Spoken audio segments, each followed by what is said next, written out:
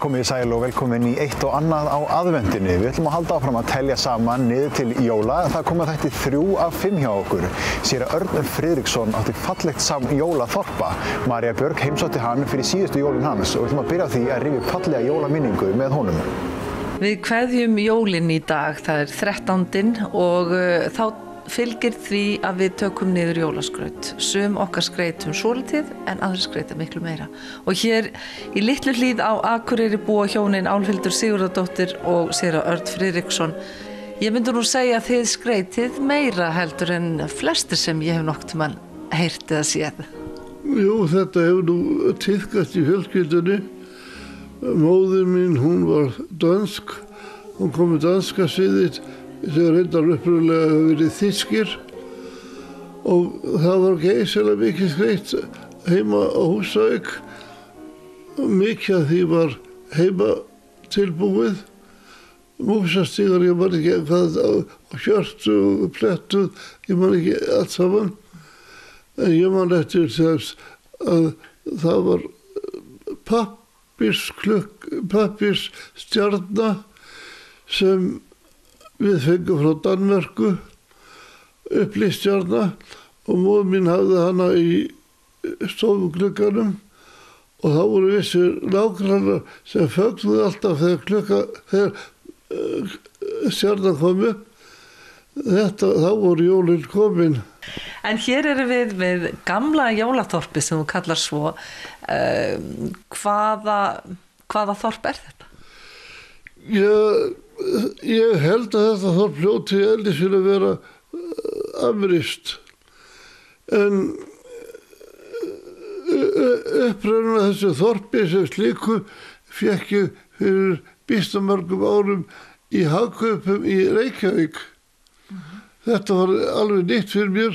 Fyrst keypti ég 2-3 hús, en svo sá ég með hönd og keypti bara alla bóka sem þá fékkst.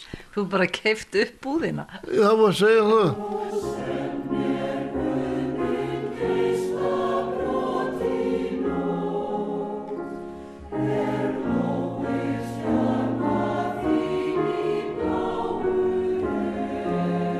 Nú erum við komin í nýja þorpið.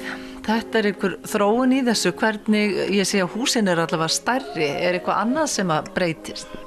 Já, það verður geysileg þróun allan tíman. Auðvitað var grundvallaratriði að kaupa húsin, en mjög mikið atriði eru trén. Ég held að í þessu þorpi sé svona hátt í 300 tré og svo skiptir líka skaplega miklu máli með allt mannlífið á götunum. Það fólk að dansa og það eru hestvagnar og það margt að gera. Jú, fólk að koma úr kirkju og allt mögulegt. Svo eru sumir á hestvagnum, aðrir á bílum og þetta skapar geysilegt líf. En þú ætlar að finna nýjar lóðir, það ekki, fyrir næsta ár? Jú, það vantar með byggingalóðir og annars vegar þessi jólasvipur og hins vegar svo eins og horfum við byggingameistaranum og hér í skrifstofunni hjá mér kommóða og upp á henni lítill hluti af jólaþorpinu. En svo hugkvæmdist mér núna bara nýlega að ef ég lifi ennþá 1 ár og færum að setja þetta upp, þá myndi ég draga út eftir kommóðuna og setja plötu þar á. Það þó nokkra byggingalóðir. En þetta skraut mikið og þið takið það niður, ætlið að gera það strax í dag á 13. Nei, það sannleikur sá að við þurfum verktaka til að taka það niður. Og hver hann? Já, það nú velið dóttir mín og hennar fjölskylda. Þannig að svo þarf að flokka þetta og koma þessu fyrir? Jú, og það töluverður vandi geymslupláss fyrir þetta. Þetta tekur alveg gríðarlegt pláss. En þetta verður svo sett, ef Guð lofar, upp á næstu aðventu, eða hvað? Það er alltaf ég vona. Takk fyrir þetta og þakka fyrir að leyfa okkur að sjá þessi fallegu jólaþorp. Takk fyrir. Ég reikna með að þessum árstíma séu eflaust margir í jólabakstrinum, einhverju kannski að baka jólakökur.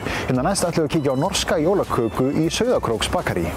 Róbert, hvaða kaka þetta? Hvað sem ég að borða hérna? Þetta norska jólakakan okkar. Hvað svona sérstakt við hana? Hún alveg rosalega góð nefnilega. Sko ég held að það sem náttúrulega mest spes við hana, það normaður sem býr hana til og þess vegna heitur hún norsk jólakaka. Það lítur að vera svona hið einlæga svar. Hún samt alveg, það svo gott, eitthvað gott í henni. Já, það náttúrulega bara endalaust af góðgæti í henni, sko.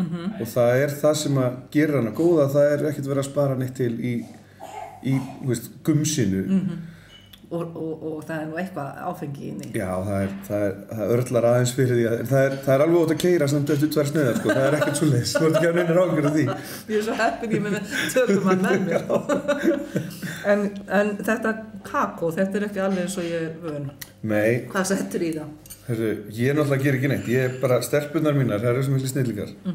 Þær voru að gera einhverja tilraunir daginn og bjuggu til jólakakó með Bismarck brjósykri. En svo þú finnur, þetta aðeins sætara heldur en vandir. Já, veistu, ég ætla ekkert að hugsa eins og hvert þetta fer. En mér langar svo að hitta þennan norska bakara. Já, ég ekki hissa. Ég ætla að ná þessari uppskrift. Já, og ekki bara fara með þér inn og kynna þér fyrir honum? Já, takk.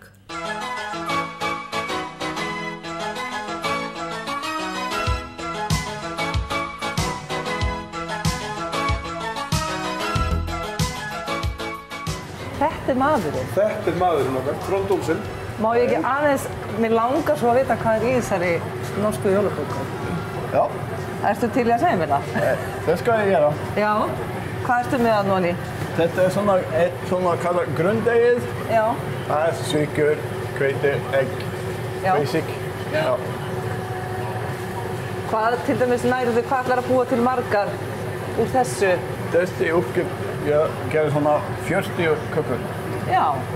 Og hérna, það bara í dag? Það bara í dag. Já. Og hverjum degi fram í. Það satt til? Ó, já. Ok. Så nu sätter jag ut i hérna. Detta hérna ávextir. Já. Súkkulaði, rúsínur. Þetta svona heldur stærri skammtur heldur en ég myndi gera heima. Já, det tror jag inte. Heyrðu, og býttu hvaða lykt kemur? Þetta kanil. Þetta kanil við takk. En kanil, það ekki galdra kryddið til að gera mann glaðan? Det faktisk. Það ekki? Jú. Ég lærði það einhvers staðar. Hvað ertu að setja þarna í? Þetta svona bragðefni. Já. Og hérna kemur aðalbragðefnið. Sem hvað?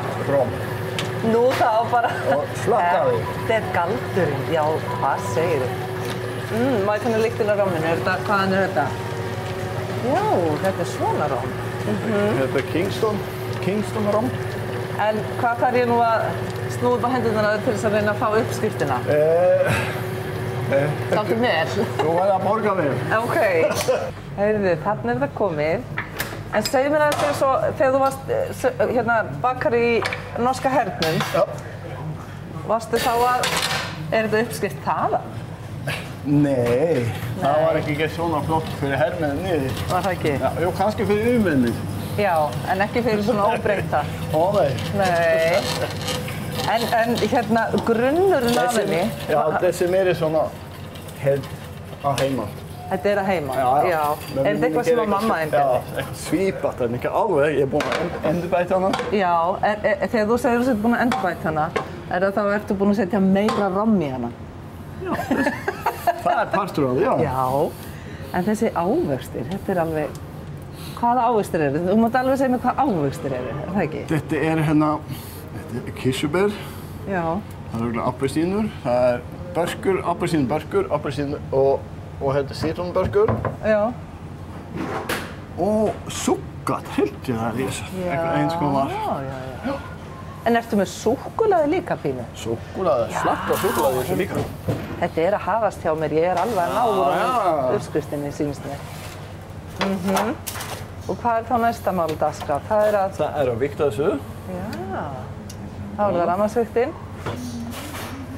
Þetta handverkið ykkar, þetta rosa. Þetta handverkið, alveg frá A til Ö. Já. Hvað setur þið mikið í hvert form? Þetta 1200 gram í hvert form. Já. En svo hverja köku svo skipti í tvennt. Hvað heldur þú sért búin að gera margar svona fyrir mig? Hvað ímyndur? Það 40 dag fyrir jólin. Þú Já, við gerum svona, hvað að segja, við gerum svona 500-600 fyrir jól. 500-600? Þetta nú ætla ég alveg hægt að vorkenna mér að þurfa að gera nokkra smákökur fyrir jólin. Og þess megni að það selst bara hérna í Skagafirði. Við flyttum eitthvað út líka, veit ég, til Akureyri og Suður og svona. Svo tilbúin að fara í ofn. Þetta náðu að fara inn í 150. Allt í lagi.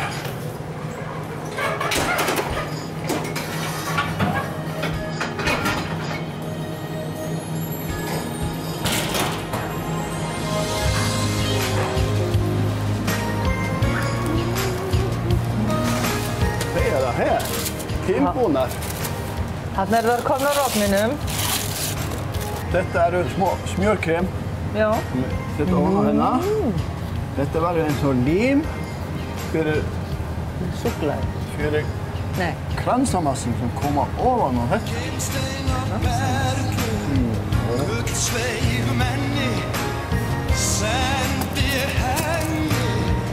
Þetta alltaf að taka sér mynd.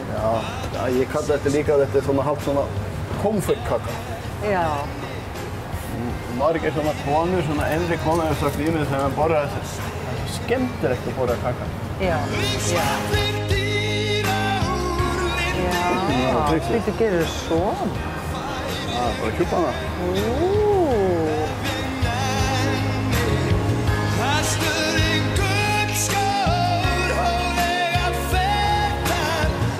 Vitið þið? Já, býtu stoppaði nú, maður sjá, þarna eru líka sko litirnir sem rauður og grænn og brún og húsinnar. Þarna svolítið, sko þarna ertu komið með svona listaverk í raun og veru. Og þú skerðir þetta í sundur svo maður sjáu eftir þetta þegar maður kaupir henni. Þarna ég semst komin með ástæðuna fyrir því að mér finnst þessi kaka svona svakalega góð. Það verið að dekra við þær hreinlega. Og við komumst ekkert lengra með því að við erum svona nokkurn veginn búin að fá hvað í þessu. Það sumt sem ég ekki segja frá. Nei. Það má ég eiga. Það iðnaðarleyndamálið.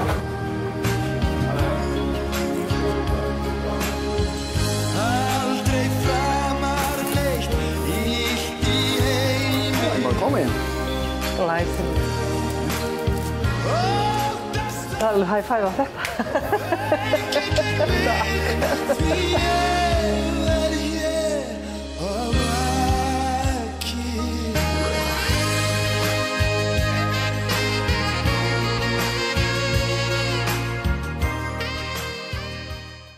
Já, nú ætlum við að taka okkur stutt hlé, svona rétt passlega þannig að þið getið sátt ykkur ábót á kakóbollan og aðeins fleiri piparkökur.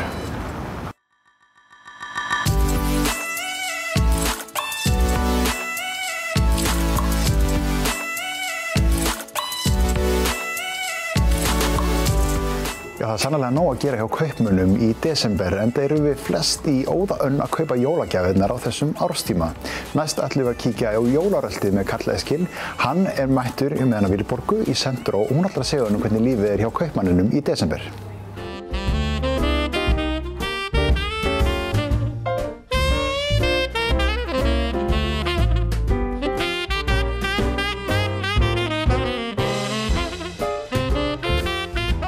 Vilborg, aðventan, hún nú alltaf svolítið sérstök hjá kaupmönnum. Já, það bara, maður hlakkar til allan ársins, eða allt árið og að undirbúa þennan tíma. Þetta nú svona, já, eiginlega okkur svona stærsti tími og bara það er verið að gleðja alla og bara ótrúlega skemmtilegt. Þetta nú ekki fyrstu jólin sem að þú ert í þessu stúsi. Þessari búð við höfum verið með, Úlfar maður minn, við höfum verið með þessa búð ég hef verið með honum í 25 ár, hann hefur verið lengur.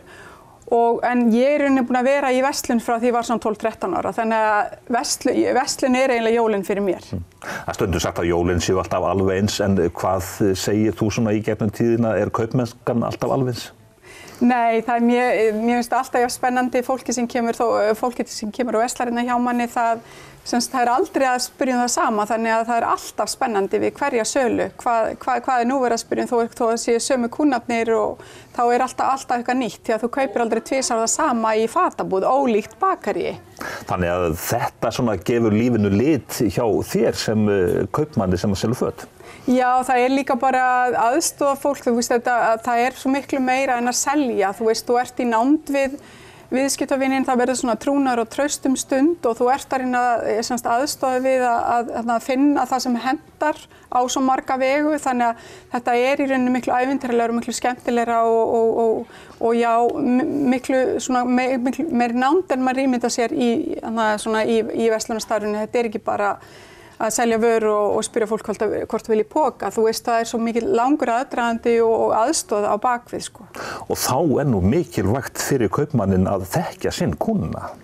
Já, við reynum bara að gera eins vel og getum. Við erum með ótrúlega flott starfsfólk hérna með okkur og já, ég held að bara við reynum að gera eins vel og getum og við skiljum að fólk ánægt með það því það kemur alltaf aftur til okkar. Þið flytjið inn ykkar vörur sjálf þannig að jólaundirbúningun hann byrjar bara einhvern tímann að sumri til eða eitthvað?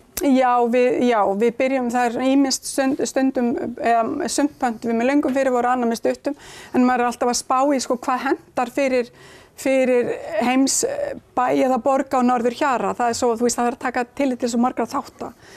En við reynum að fylgjast með tískunni og undirbúum okkur vel og undirbúningu byrjar, getur maður sagt, mitt sumar. Og þá eins gott að ekkert klikki eða tískan breytist?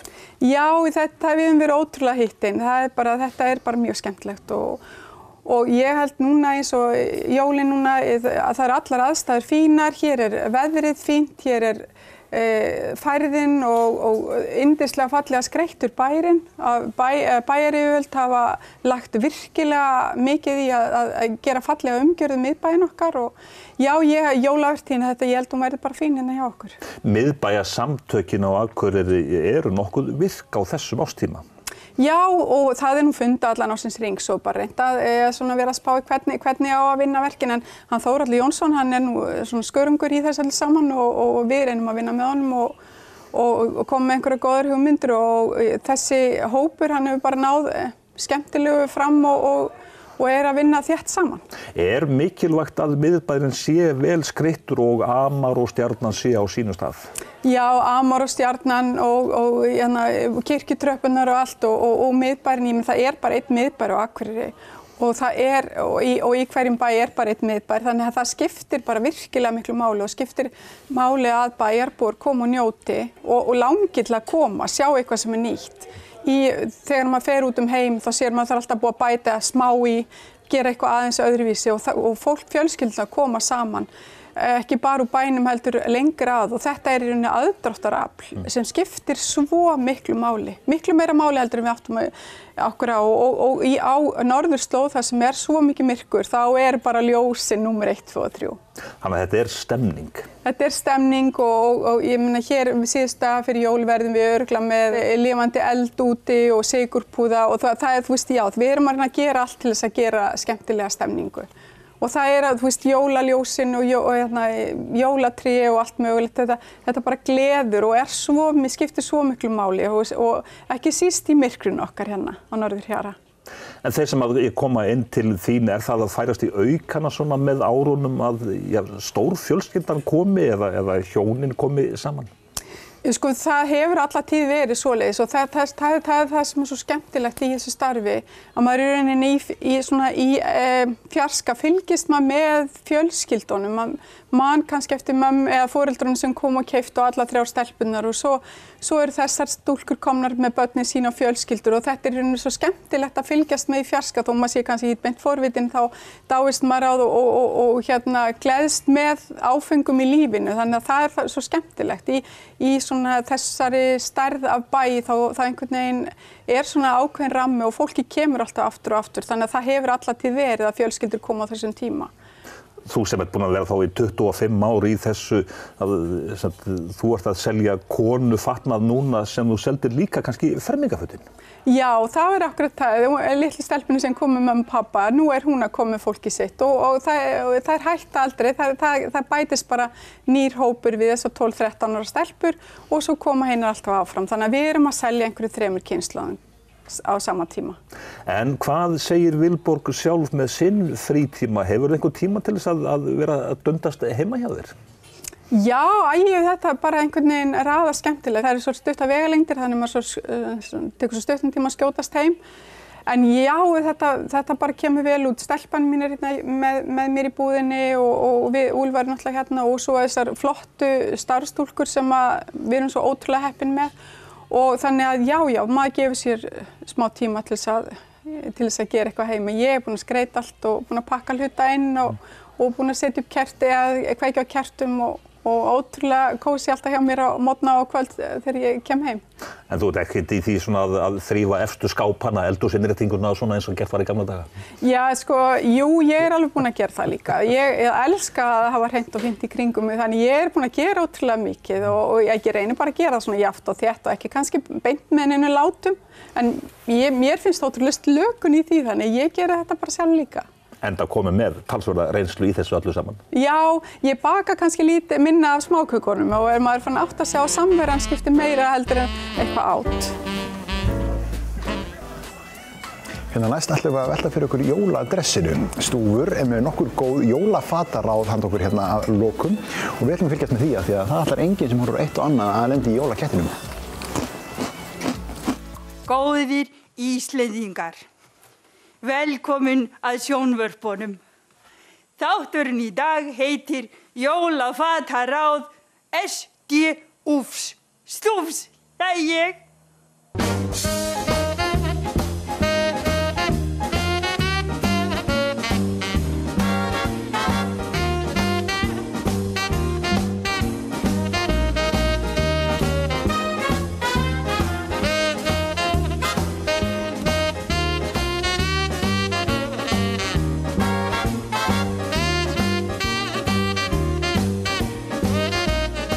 Sumum finnst jólaföt vera mjög mikilvæg. Mér finnst það ekkert endilega en ég er nú samt frekar þekktur fyrir að vera með mjög mikla tískuvitund og fólk leitar oft til mín ráð. Enda á ég vasa fulla af jólafataráðum handa þeim sem hafa ekki ráð á jólafötum. Það þarf nefnilega ekkert alltaf að kaupa eitthvað nýtt. Stundum má jafnvel bara gera við það sem hefur bilað smá. Eins og til dæmis, ef að sullaðist til dæmis bara sósa niður í uppáhaldsbindið þitt, þá er mjög auðvelt bara að fá sér lit sem er svona kannski svipaður og bindið og mála yfir blettin. Já,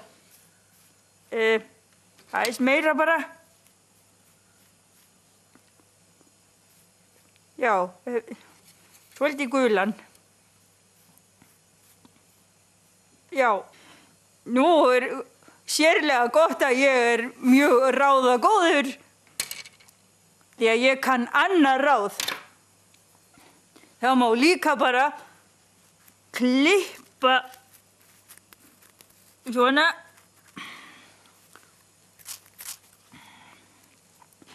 Já, og svo getur maður jafnvel bara sett svona fína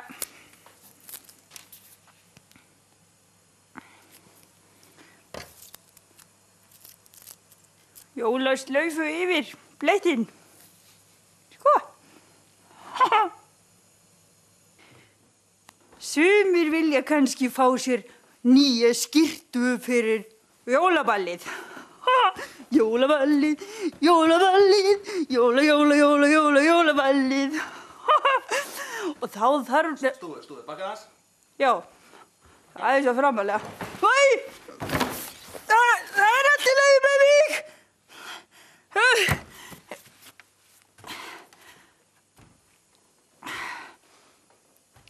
Já, þá þarf ekkert endilega að kaupa nýja skyrtu, þá er bara hægt að lita gömlu skyrtuna.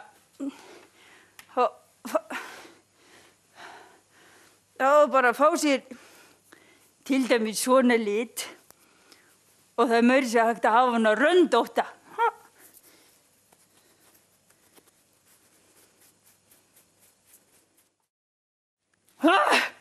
Búinn! Hæ! Sko, rendurnar urðu reyndar óþarflega þéttar hjá mér. En þetta er mjög seinlegt og ég mæli með því kannski að bara byrja á þessu í janúar ef þið ætla að nota þetta til að fara á jólaball. En þá erum við komin með skyrtu og hálstau og þá vantar bara buxur. Og þá þarf maður ekkert endilega að kaupa nýja buxur. Maður getur til dæmis bara snúið venjulegu buxunum sínu við. Svona. Þá líta þær allt öðruvísi út en venjulega. Eða, sem er frábær hugmynd, maður getur líka skipst á buxum við eitthvað annan. Heyrðu, hérna, viltu aðeins... Heyrðu, hvað er það? Hérna, já, láttu ekki svona. Það er nú einu sinni jól. Þú færð þessi fínu buxur í staðinn. Svo, takk fyrir. Sko, fekk þessar fínu buxur að láni. Smellpassa á mig. Já. Held ég. Þá er ég komið með skyrtu og bindi og buxur og er tilbúin á jólaballið.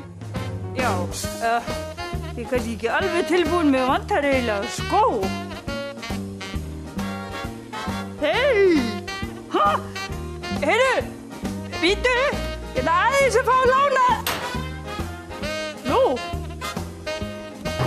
Já, þá komum við að lokum hjá okkur í þessum þriðja þætti af eitt og annað á aðvendunni. Við erum búin að geða okkur á norskri jólaköku, við erum búin að kíkja á jóladressið og rifja upp fallega jólaminningu. Næst er komið að fjórða þætti af eitt og annað á aðvendunni og þá er heldur betur farið að styttast í jólin.